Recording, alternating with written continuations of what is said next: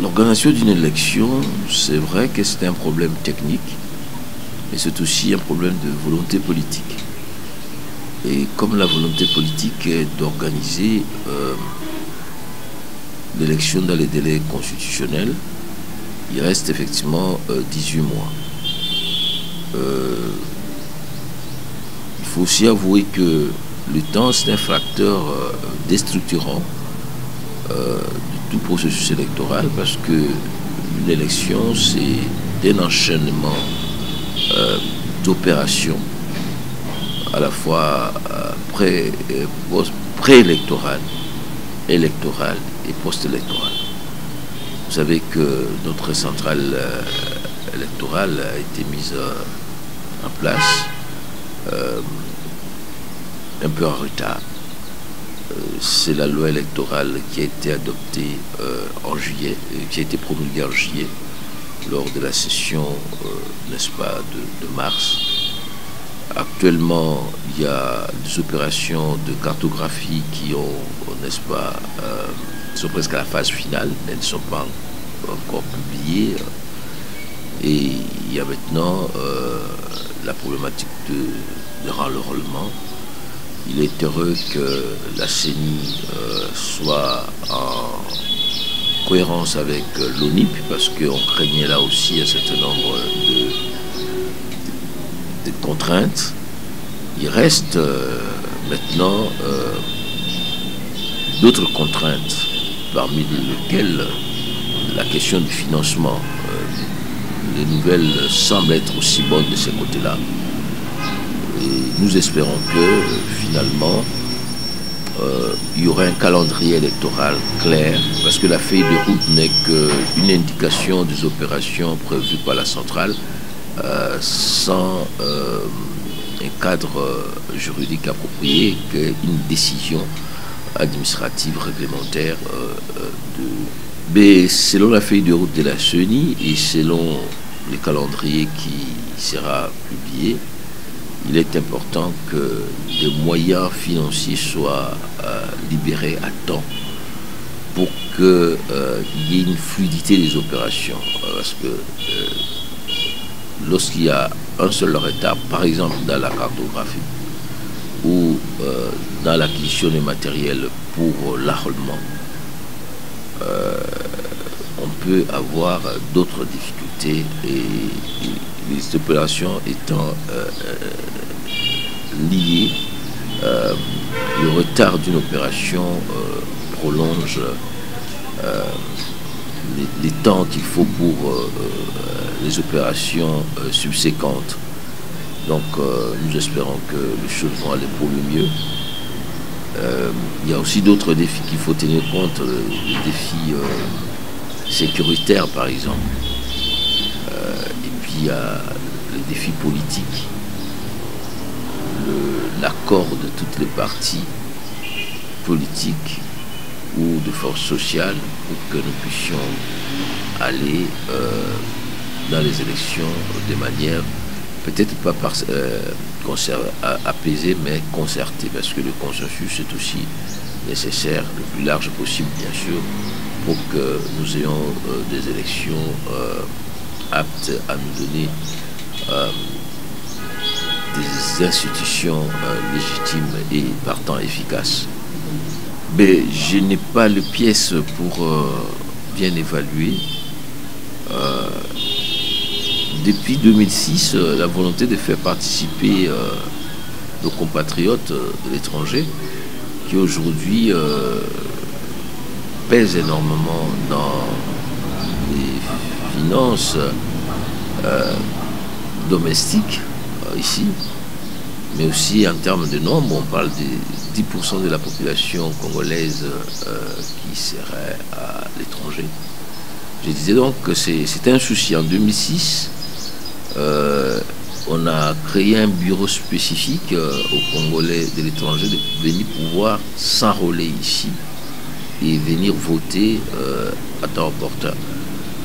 En 2011, on a même permis aux candidats qui étaient à l'étranger de venir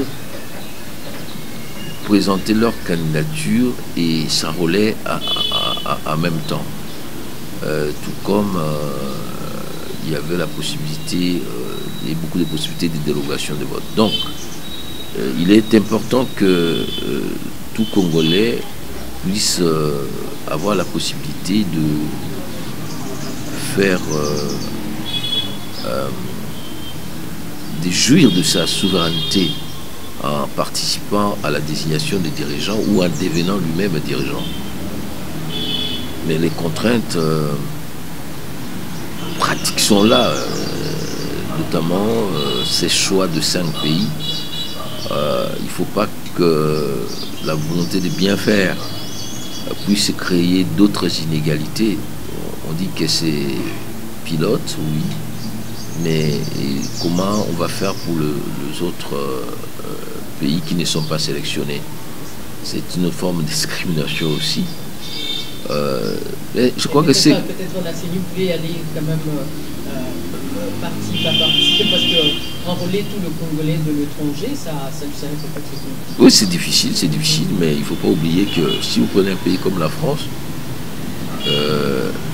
les Congolais qui est à Marseille a aussi des difficultés que celui qui est éloigné. Donc ce sont des questions, mais comme je vous ai dit, je n'ai pas tous les éléments techniques, tout est faisable. Mais il faut déjà savoir qu'à l'intérieur aujourd'hui, nous allons avoir plus de 40 millions d'électeurs, ce qui est assez spécifique en Afrique, à part le Nigeria. Même l'Afrique du Sud, je crois qu'on était dans les 18 millions à 25 millions d'électeurs.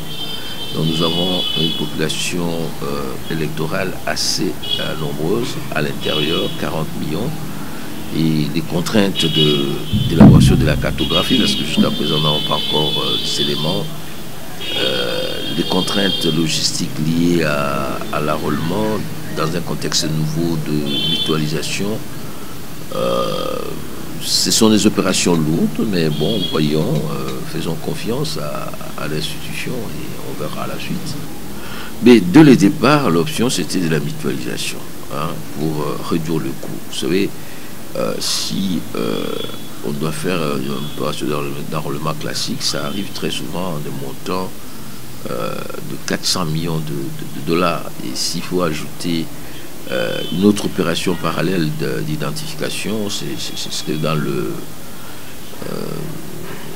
la même fourchette. Et ensuite, s'il y a le recensement général d'habitat et de la population, donc le recensement scientifique, ça peut nous prendre plus que ça. Donc si toutes ces opérations qui sont importantes et qui juridiquement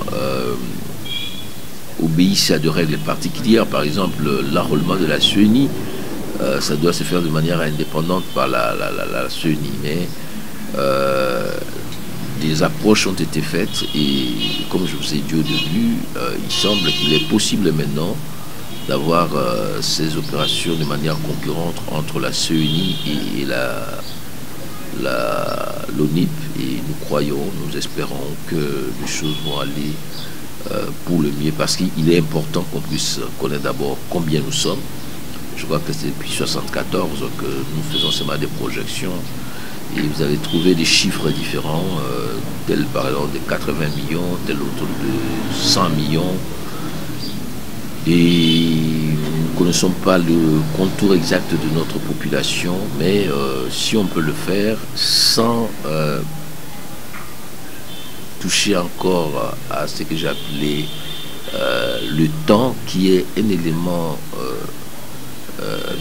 capital dans la gestion calendaire d'un processus électoral, je crois qu'on peut y arriver, parce que si nous ne parvenons pas à faire les élections dans les cadres fixés par la Constitution, nous sortons de la Constitution, le jeu est déconstitutionnalisé, on est dans les incertitudes politiques, dans les négociations. Déjà, les consensus a été est difficile, pour ne pas dire elle n'a pas été trouvée lorsque nous avons mis en place la CENI comme organe. La loi organique est restée sur la loi électorale elle-même, a laissé un certain nombre de trous qu'il faut compléter par la décision électorale. Et je crois que quelle que soit l'évolution des choses, il est important que même au niveau technique, ces consensus soient retrouvés avec le concours des églises qui avaient un peu de réserve, parce que nous avons besoin d'un minimum de concertation et d'accord entre les parties prenantes à l'élection. Une élection dans sa conduite, pour que ça pose beaucoup moins de problèmes à l'arrivée, exige une concertation permanente entre les acteurs. Parfois les politiciens ont difficile à trouver cet accord, mais la CENI en tant qu'organe technique doit pouvoir le faire, et nous avons tous intérêt à ce que les choses aillent pour le mieux. Quand vous voyez l'exposé des motifs de la dernière loi électorale, il est dit clairement que la qualité de nos élections évolue de manière négative. Si on prend simplement comme critère le taux de participation, en 2006 on était dans le 65%, 68%. Ça a baissé pratiquement à 52% en 58% en 2011, et en 2018 on était en deçà, donc dans les 45%. Alors si vous voyez que il y a 18 millions d'électeurs votants, c'est-à-dire plus ou moins 40% ou 45%, et que le président est élu à 38%, c'est qu'il est élu par 8% simplement de Congolais. Si on prend le taux de 80 millions de Congolais, un président qui est élu avec 10%, ça passe, mais ça crée aussi un problème de construction de légitimité, de cohésion nationale. S'il y a des partis de la République qui ne votent pas, comme en 2018, Yumbi, Beni, là aussi, ça pose un problème du lien entre les gouvernants et les gouvernés. Donc, il est important qu'un travail de conciliation, d'écoute des uns et des autres, malgré les difficultés, mais nous restons Congolais. Vous voyez, le malheur qui arrive à l'Est, ça nous arrive tous, ça fait très mal. Il faut que ces gens-là votent, parce que la participation de tous donne une assise solide aux institutions, et lorsque les institutions ont une assise solide, elles sont beaucoup plus efficaces. D'ailleurs, ce sont des théories actuelles de ce qu'on appelle les nouveaux économistes qui démontrent le lien entre... Bon, écoutez, on peut toujours profiter de la bipolarisation internationale pour aller à Moscou, prenant en compte les hésitations, voire, il faut le dire aussi, l'hypocrisie des États-Unis. Mais ces jeux de bipolarisation ou de choix bipolaires peut être intéressants, à court terme peut-être. Mais moi, je vois la montée en puissance de l'armée congolaise d'abord en termes de capacités endogènes d'organisation et de réforme. Ensuite, il faut nouer des partenariats stratégiques. Ça, c'est une question hautement diplomatique. Mais il faut, à mon avis, c'est qu'un avis, il ne faut pas tomber dans ce qu'on peut appeler illusion d'optique. quels seraient ces choix-là de Moscou? Signer un contrat avec Wagner comme en Russie ou en Centrafrique, c'est une possibilité. Est-ce que c'est nouer un partenariat en termes d'équipement, de formation, d'appui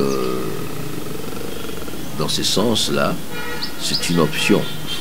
Mais aujourd'hui, sur la scène militaire internationale, il y a aussi beaucoup d'autres opportunités qui sont là. Un pays comme la Turquie, et je suis heureux que les chefs de l'État soient passés par là, est capable de vous équiper en matériel de pointe sans que vous tombiez dans ces manichéismes américano-russes dans leur bisbille consécutive à la situation, n'est-ce pas, en Ukraine. Il y a Israël qui est aussi un grand pourvoyeur matériel. Il y a la Chine aussi, qui est notre partenaire beaucoup plus traditionnel, s'il faut dire ancien. Donc, il ne s'agit pas... Moscou, c'est une puissance militaire efficace. J'aimerais bien qu'on puisse voir ce qui a été fait en Côte d'Ivoire, au Mali ou en Côte d'Ivoire, plutôt en République centrafricaine. Ça peut être utile, comme on l'a dit, mais notre vision, c'est d'abord quelle est l'architecture que nous mettons nous-mêmes en place pour faire face à l'urgence de chasser ces envahisseurs de Bunagana, et puis de la structuration de notre propre armée.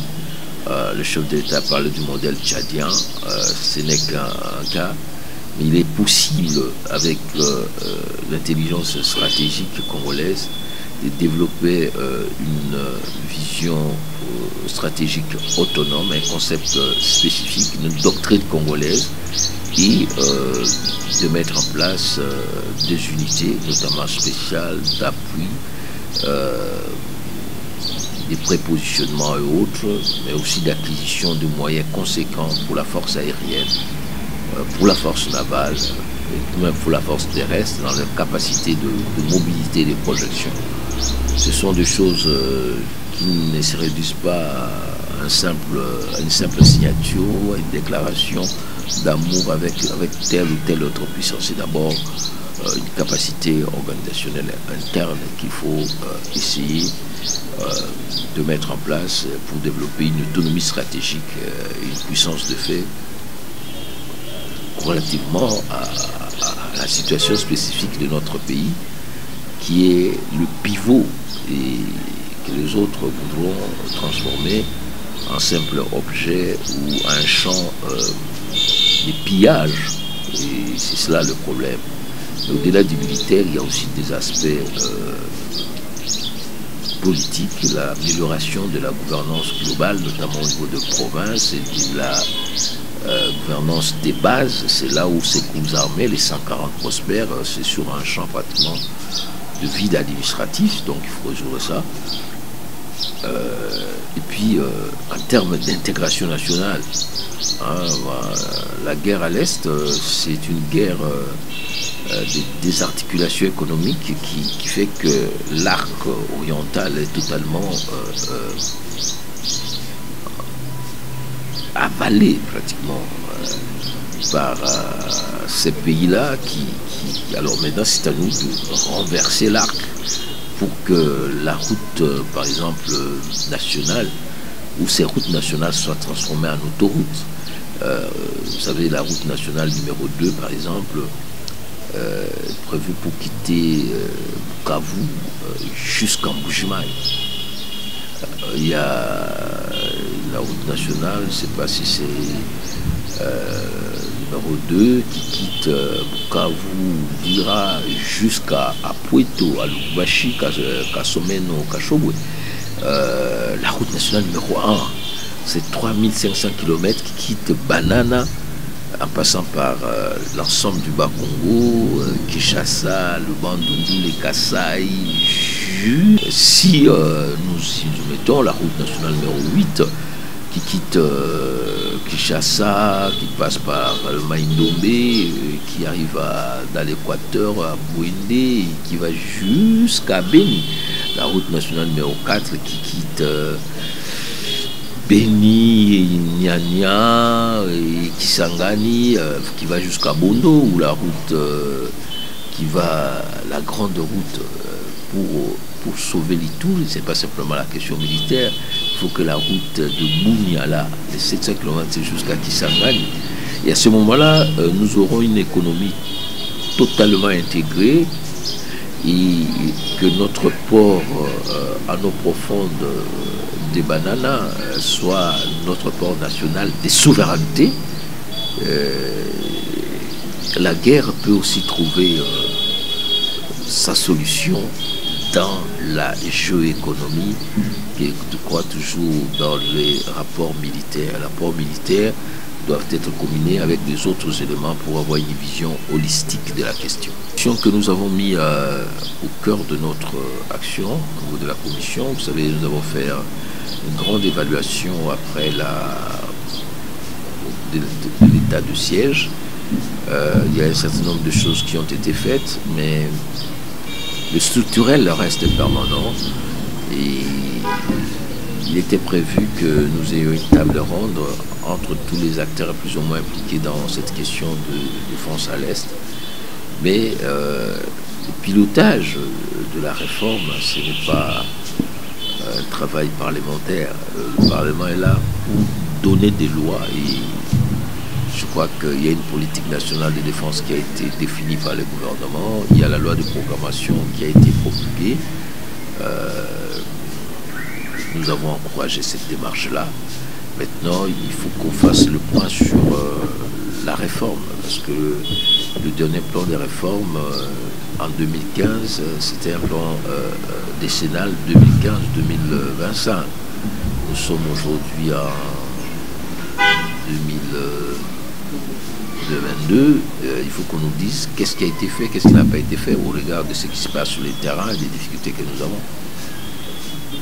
Et à partir de là, on peut faire un recadrage où on peut requinquer l'armée au regard de ce qui doit être fait. Mais c'est un travail qui doit être fait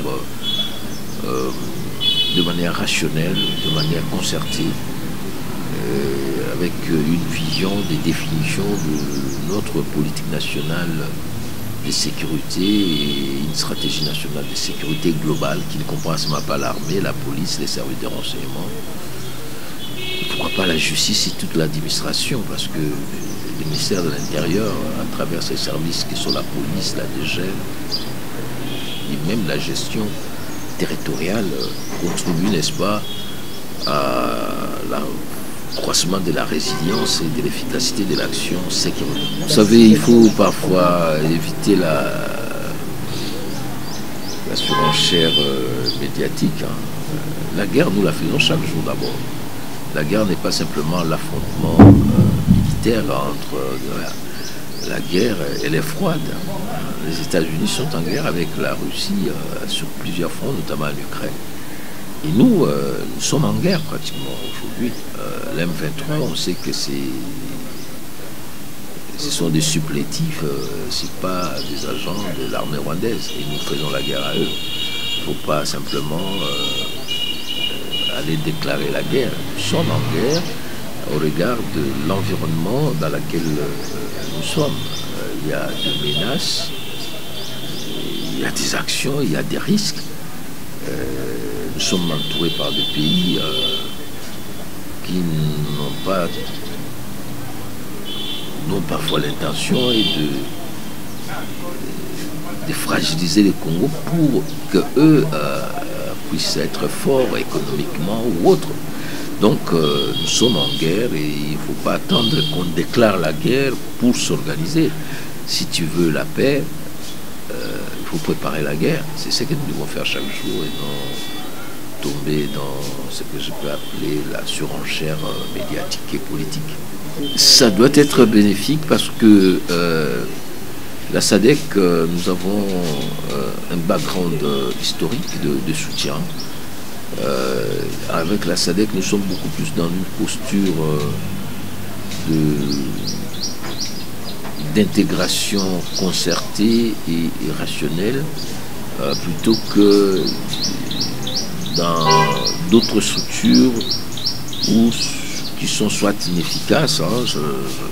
Je sais que le chef d'État va probablement faire un travail pour réhabiliter la CAC. La CAC pose un certain nombre de problèmes de vitalité. Il y a la CIGR, là aussi où nous sommes, et puis maintenant les listes africaines de communauté. Nous sommes aussi dans ce qu'on appelle Common Market d'Afrique, le COMESA. Nous sommes membres de l'IGAD, nous sommes membres de plusieurs structures. Il est important qu'une cohérence soit trouvée pour éviter cette intégration un peu en spaghetti, mais la réalité c'est que la centralité congolaise impose d'avoir un œil sur l'ensemble de ce qui s'est fait sous notre coup. Et la SADC, c'est un partenaire économique privilégié. Si on voit la structure d'évacuation de nos produits, ce qui se passe là-bas, pratiquement l'économie du sud de la RDC est aujourd'hui totalement intégrée avec la SADC. On peut prendre de camions maintenant de l'Afrique du Sud, amener les matériels jusqu'à Lubumbashi. Mais comme je l'ai dit, toutes ces approches doivent avoir comme cadre de mise en opération l'intérêt du Congo.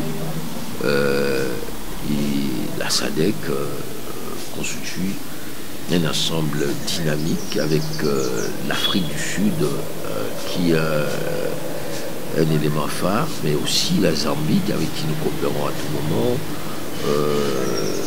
et pourquoi pas le Botswana et d'autres produits autres. Donc la dimension centrale, et puis il y a l'organe politique de la SADC qui peut nous être très utile aujourd'hui, comme hier avec l'Afrique du Sud, la Tanzanie et je crois la Namibie, qui ont de troupes au sein de le Malawi, qui ont des troupes au sein de la MONUSCO. Avec tout ce qui se passe avec la MONUSCO, il est possible d'enclencher un dialogue intéressant avec les pays de l'Afrique australe. Et je suis content que Madame la présidente de la Tanzanie ait eu un long entretien avec le chef de l'État. C'était à huis clos, mais j'espère que toutes ces questions-là ont été abordées. Mais je crois que toute externalisation des opérations présente toujours des risques, mais il faudra d'abord se dire que à ce stade, nous n'avons pas d'autre schéma. D'abord parce que les conflits régionaux, l'ADF qui nous dérange, n'est pas un mouvement politico-militaire qui a des ambitions politiques au Congo. C'était un mouvement ougandais. Et donc l'Ouganda, d'une manière ou d'autre, doit être impliqué dans cette affaire pour qu'on trouve une solution militaire ou politique. Les ADF, à côté des ADF, il y a du côté du nord, du sud Kivu, le Red Ntabara et autres mouvements burundais qui sont dans le haut plateau et au moyen plateau, sont des mouvements burundais. Donc le Burundi doit être impliqué politiquement et militairement dans la solution à la crise. Bon, lorsqu'on écoute le M23, c'est un mouvement rwandais. Et lorsqu'il parle de FDLR qui serait chez nous, qui serait une force dormante, donc son père, ben, nous devons échanger avec eux pour savoir qu'est-ce qu'on en fait. On les écrase tous ou bien il y a quand même quelques-uns qui doivent rentrer chez eux parce que la guerre n'a pas simplement un aspect militaire, il y a aussi d'autres aspects diplomatiques, politiques, internes et internationaux qu'il faudra intégrer. Donc il était important que ces forces soient là, mais il faut savoir maintenant quel est leur concept opérationnel Sur le plan politique, c'est le Kenya qui assure la coordination. Ils sont en pleine discussion électorale et la coordination militaire, c'est la RDC. Nous avons aussi là une charge. Alors, partant de cela, il faut savoir maintenant comment on intègre cette dimension-là de East African Community. Quel est le concept opérationnel? Qu'est-ce qu'on fait de la MONUSCO qui est en phase de départ? Il y a une brigade d'intervention qui est là. Qu'est-ce qu'on en fait? Et puis, il y a déjà l'opération Shuja avec les Ougandais dans le cadre de mutualisation particulière. Il y a fait aussi des contacts avec le Burundi dans le cadre d'une mutualisation avec la RDC. Et puis, il y a les forces armées de la République démocratique du Congo qui doivent avoir un rôle éminent dans cette articulation des forces. Voilà, et nous espérons que ça pourra nous aider dans un temps très court à retrouver la paix et la sécurité, parce que ce qui se passe à l'Est, c'est inimaginable. Nous avons 5 millions de personnes déplacées, des gens en désespérance humanitaire, des enfants en divagation. Il y a plus ou moins 300 écoles qui ne fonctionnent pas, où on n'a pas passé les examens d'État, des infrastructures scolaires et autres qui sont transformées en lieux d'hébergement de déplacés. C'est des déplacés qui sont, comme je l'ai dit, en désespérance parce que la prise en charge n'est pas évidente. Et puis les conséquences sur notre économie. Bunagana, c'est plus d'1 million de dollars qui nous échappent comme ça chaque mois à cause de ces bandits. Sans compter toute l'économie de cette partie qui est livrée au pillage, les pillages qui font le bonheur de nos voisins. Donc, et malheureusement, diminue notre capacité